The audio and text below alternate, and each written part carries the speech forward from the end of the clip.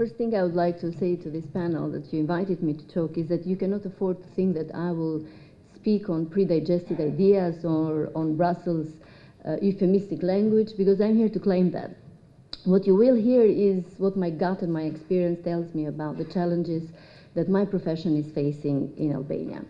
So when I first started as a journalist, that was more than 20 years ago, I was handwriting my notes, I was using an old, noisy typewriter to prepare the news items, and I didn't have computer access or internet. 20 years later, we are living in an entirely new world.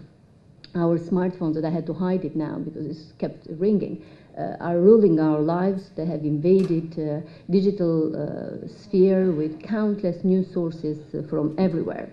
So I remember in the 90s I had only one screen in front of my desk, and that was a public broadcaster which was state-owned and the sole TV channel in Albania back then. So I was a junior journalist in my newsroom, and because of the political crisis and the uprising of the pyramid schemes, I found myself covering the electoral campaign of the then President of the Republic at the age of 20. So I remember we were traveling, we were starting our days at 4 a.m. in the morning and going in rallies in different towns of Albania and coming back late evening in the editing rooms to find a political representative whose role was to tell us what footage we should show, the right to be shown, and as such, what were wrong, that we needed to be killed. So self-censorship back then didn't sound as bad as self-censorship that my colleagues, journalists, had to apply in the next decades if they wanted to remain in the media industry. And self-censorship I'll put as threat number one in my humble list that I have prepared. So while preparing for this speech for today's conference, before Tim emailed us about not being boring and having the fact that having a written speech never works, so that was too late for me. But I was reminded of one of George Orwell's brilliant pieces when he talks about the fact that when the general atmosphere is bad, language must suffer, because those in power have a reluctance to own up to uncomfortable truths, both small or large. So Orwell blamed largely the political corruption. I somehow disagree right now. We are not in 1984 anymore, and I believe all of us have to be blamed if we don't bear the responsibility to resist to this situation by thinking, writing, analyzing, or broadcasting more clearly. So personal responsibility I would count as threat number two. And by personal responsibility, I mean being able to learn to respect and to use our brains and our instincts, hence grappling with hard work. And I know I may sound to some of colleagues here old school, but I believe that even though the technological revolution has shaken our profession, I still believe that the core values of being a journalist has remained the same: the struggle to search for the truth, no matter how hard it is to define it, and even harder to find it, especially in our countries. So for now, the pursuit for truth is even more complicated. We are sailing in a tsunami of countless news sources, thanks to the social media that regrettably, even though it was widely believed would have transformed for better, made journalism more transparent, accurate, reachable. Actually, it has turned out to be a letdown by misinformation that is being paid for, or organized campaign, or calculated campaign, and people are being used as algorithms for news sharing from the online industry. So I would put as threat number three, pursuit of truth in the list. Just to give a little brief information about Albania, we have a lot of media. Tim mentioned earlier 30 titles, newspapers, but we have 56 TV channels, 200 cable platforms, 750 registered portals, and we're talking about 2.8 million inhabitants. We have 1.5 million Facebook accounts and an online TV of the current Prime Minister called ERTV. So there goes number threat 4. So plenty of insider information available. The bigger the possibility to find the truth, the bigger the picture, the easier should be for the truth to get lost. And that's what we're experiencing. More sources available, less truth discovered. How, and it comes after 20-something years of experience, it comes to a point that you ask yourself, how are you contributing to your future, to the present future of your kids, and by your daily job? Is it still worth doing this job? And of course, the answers are not easy to find, and the deep question for reflection is hunting some journalists, I believe, in my country or even in Western Balkans, because the shadowy interchange between media, politicians, and businesses is more pronounced in our non-liberal societies, and I do believe Western Balkans do fall in that category.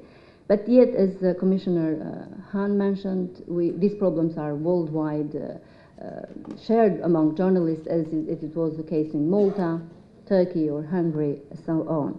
So freedom of truth becomes the threat number 5 in my list, and by freedom of truth, I believe that it is easier to find and to contribute to the truth in a competitive arena rather than to emerge because of some clickbaits that we are all using now. And to come to the main topic of this conference, how media is helping as well in EU accession in Albania, mostly, and this is threat number 6. I do believe, and this is a personal opinion, EU-related news are cold, reasonable, too complicated, and they lack of stories from daily life. They are like disconnected from normal people. They don't really understand what EU is. And forgive me by saying this, but of course, explaining EU has been a failure somewhere else as well. We have Brits and Brexit. So what is really happening with the EU is that we have in Albania showing some footage of meetings in Brussels from EU and Albanian politicians, and that's it. We are lacking this connection, this interpretation of what EU means, because media is changing, EU has dramatically changed, the integration process has not changed, not for good in my opinion. So we need to bond, and please, my Brussels friend base, don't take this as another list of priorities that should be met from Albania as an obligation. I see more like a suggestion to create a platform of communication of the EU properly, not only from the politician's point of view, but what EU is. So this is what I would suggest to have in the future. And I have another list, I have the number 7 in the list of threats, and that is, and I believe in most other Western Balkan countries, the bondage between media and politics. The stronger and the fleshier the relationship is between media stakeholders and journalists, the bigger the sin is from journalists. There is an urgent need, especially in Albania, for journalists to go back to basics, back to traditional values where the truth was slow to find but was serious, not fast and fake as it is now, as it appears to be now. Also, a good journalist, as the majority of my colleagues in my country strive to be, should fight for traditional values, should fight for integrity, should fight for honesty, for balance in their reporting. Politicians in this country should stop using compromised relationships with media stakeholders and start a new, clean, fresh, clean, sober relationship with journalists. And I count that as major threat number 8. Stand up for values and for good journalism and quality journalism. Commissioner Hahn mentioned that it's not going to be easy.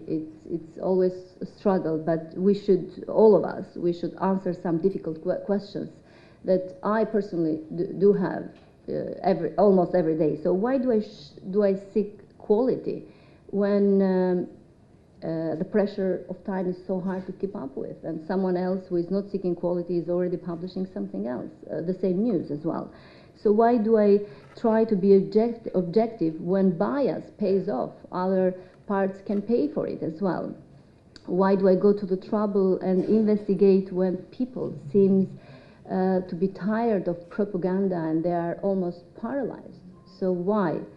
And as I said earlier, I don't have all the answers, but I do know that it's now more than ever time for us, for journalists, to stand up and to fight for what we believe is right and just. I'm almost closing my remarks. Winston Churchill said that the truth is incontrovertible. Malice may attack it, ignorance may deride it, but in the end, there it is. So when Churchill said that he believed in the sacred value of truth, of course, one of his main amusements was to smoke cigars or writing poetry. But in today's world, the free leader of the world, as the US president is regarded to be, he amuses himself by raging with his Twitter account against journalists and media in his country. Also, in Albania, major politicians, current prime minister, former prime ministers, they are heavily users of social media. And what we journalists, we have done, we have fallen into the trap of broadcasting whatever they are publishing out there in the social sphere without checking, without fact-checking, without looking for objectivity, without even seeking if that's true what they are broadcasting. So we are lowering ourselves in being just a propaganda tool instead of being a watchdog institution as the fourth estate of democracy. So in the end, allow me to conclude by hoping that journalists, starting from myself, will be seeking truth by becoming more and more, that truth, I do believe, has become a more and more rare commodity to find. And we need to go back to traditional values, to integrity, and to keep a healthy distance from poisonous sources that come from digital or physical actors, factors, fakeness, you name it. So good luck to us. And the number 10 thread that I have, it could not be out of this remarks is, yes, our media is in trouble indeed, but truth should prevail. Thank you.